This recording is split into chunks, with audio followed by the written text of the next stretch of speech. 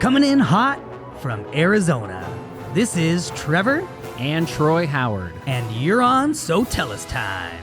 You can have everything you want in your business. Sometimes you just need a little help. Every business owner would love to charge more for their services, but sometimes you can sacrifice long-term loyalty for a short-term profit. Creating the right rituals is key to your business having success. Are you tired of competing with your competitors? Guess what? You don't have to compete if you create.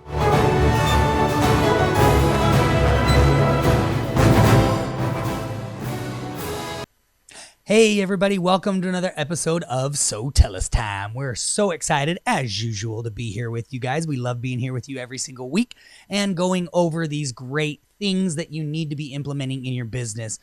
Maybe for some of you, it's just a refresher. Maybe for some of you, it's a attaboy that you're doing it already. And maybe for some of you, most likely it's I need to get that done. So we love being here. Don't worry.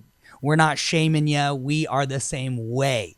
The shoemaker's kids never have shoes, right? So that old saying is true, but together we all grow and do better. We've got a really good one for you guys. We know it is almost the end of the year, so there's only a few weeks left in December. I know it just started, but think about it, 4 weeks total. So it's fast approaching. The new year is coming, 2024. Oh my gosh. Well, this one is going to be awesome. You guys are going to want to implement this one because this one is going to help you finish that year strong, this year strong, and even start next year strong. Today, we're talking about finding the lost ones.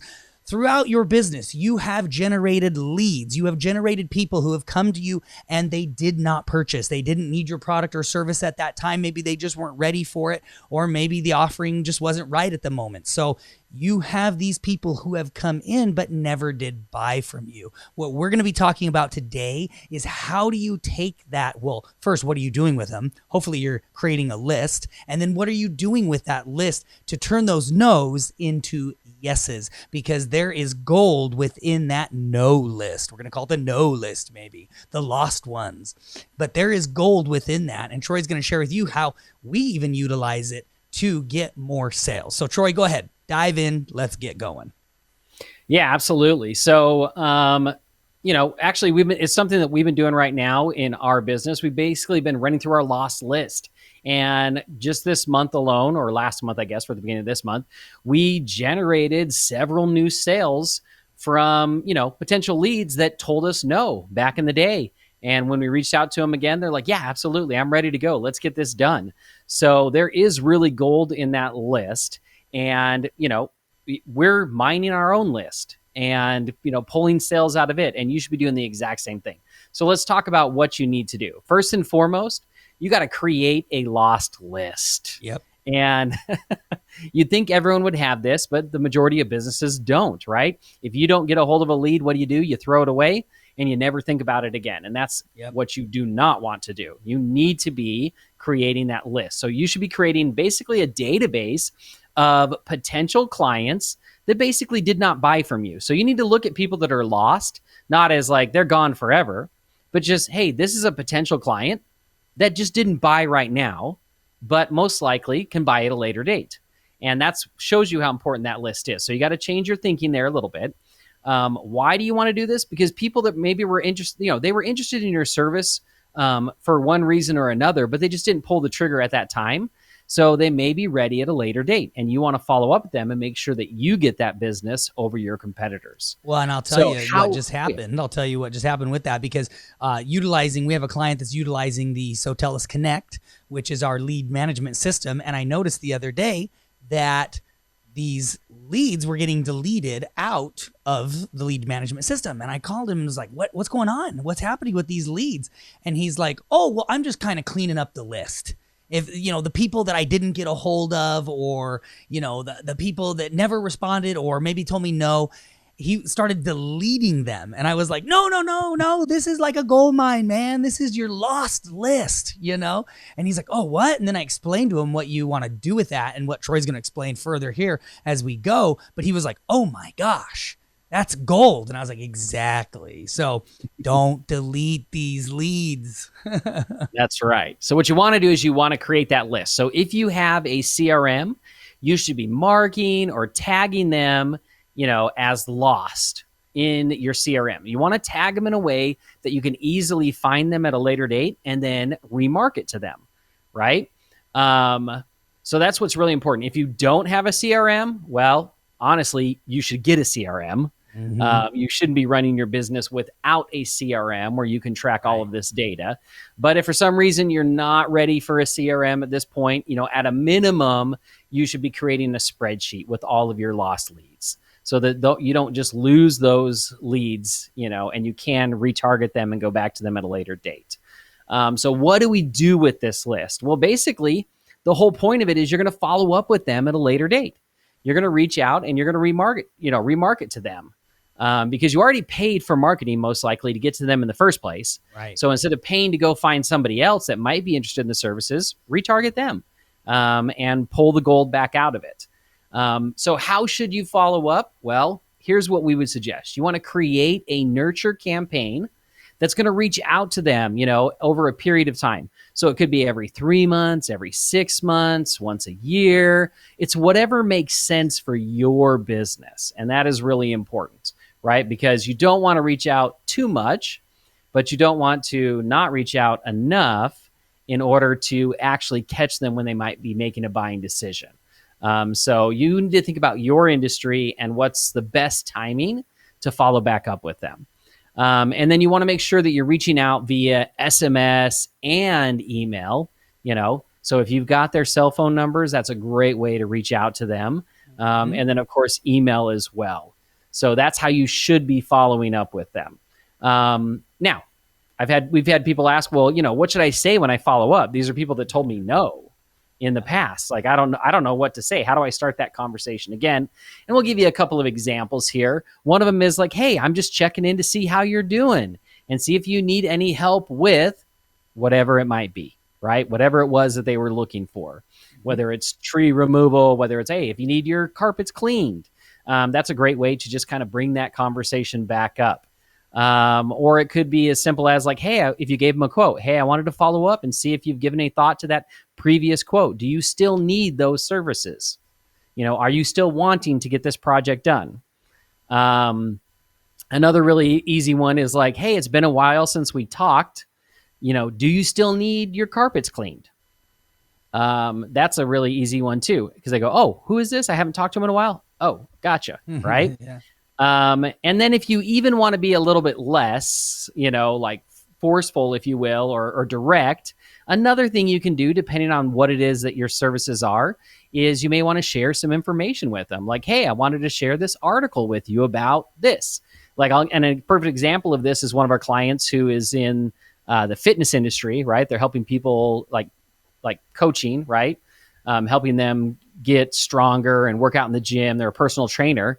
And so for theirs, a lot of times the follow-up is like, hey, I was thinking about you and I just thought I'd share this, this article with you on weight loss or, whatever it might be, or on, 5 things you shouldn't eat when you're trying to lose weight.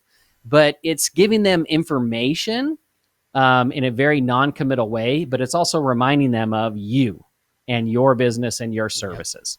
Yep. So that's a great way to do it as well, kind of the educational, informational way.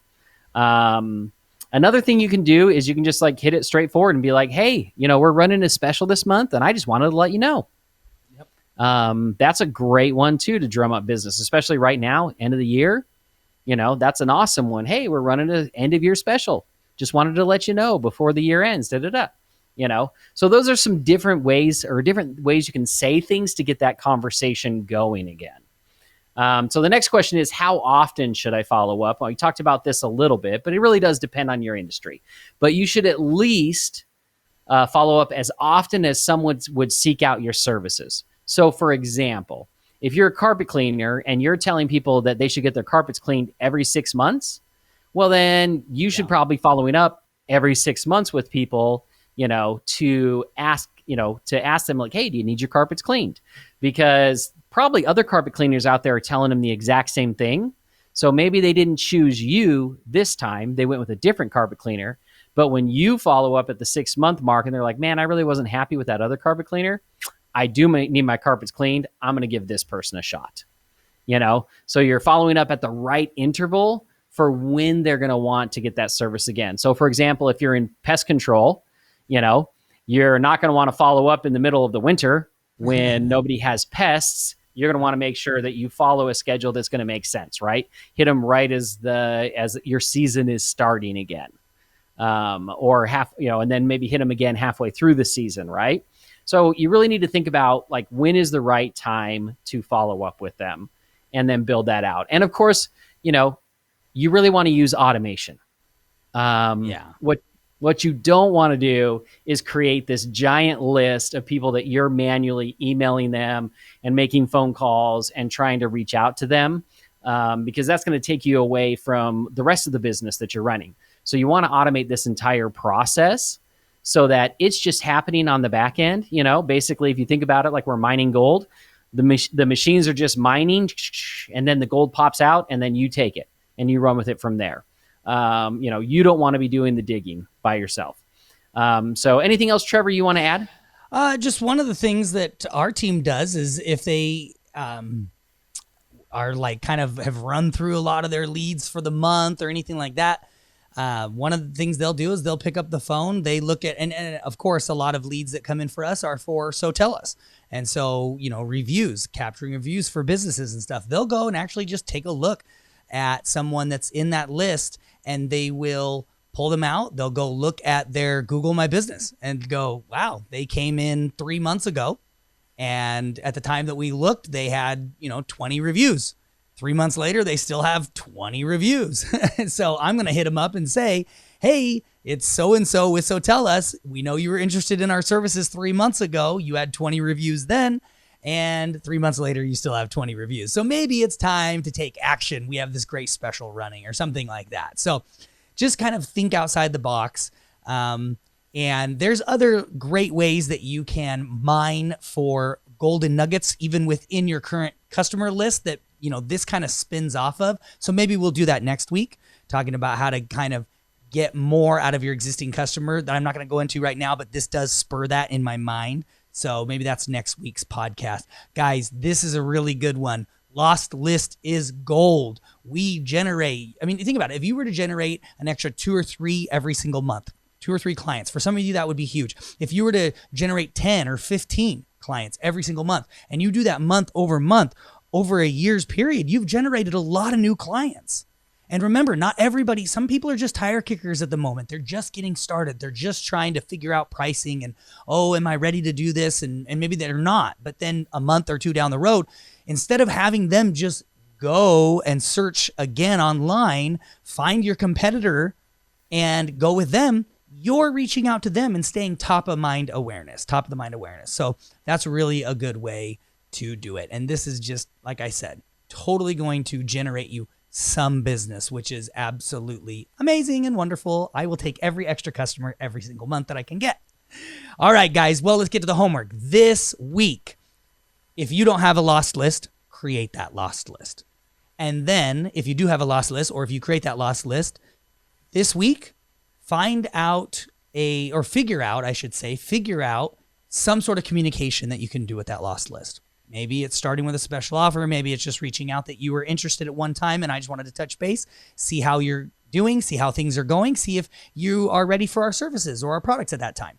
So get that done this week, guys. We love you. We appreciate you. And man, New Year's is coming. Yes, Christmas first, but really for businesses, New Year's is coming. And that means 2024 is right around the corner. And, that's exciting. I'm excited for 2024. I hope you guys are excited for 2024. Keep implementing our homework every single week. And I promise we're just chiseling away. We're just chiseling away at that rock, chipping away, right? And it's going to help your business grow. Share us. Share So Tell Us time. Be nice. Share it with your friends. We always love the love. And the channel's growing like crazy on YouTube, on Instagram, social media. We even started a TikTok. That's growing, and it's been awesome. We appreciate you guys. Love ya, and we'll talk to you guys on the next episode of So Tell Us Time.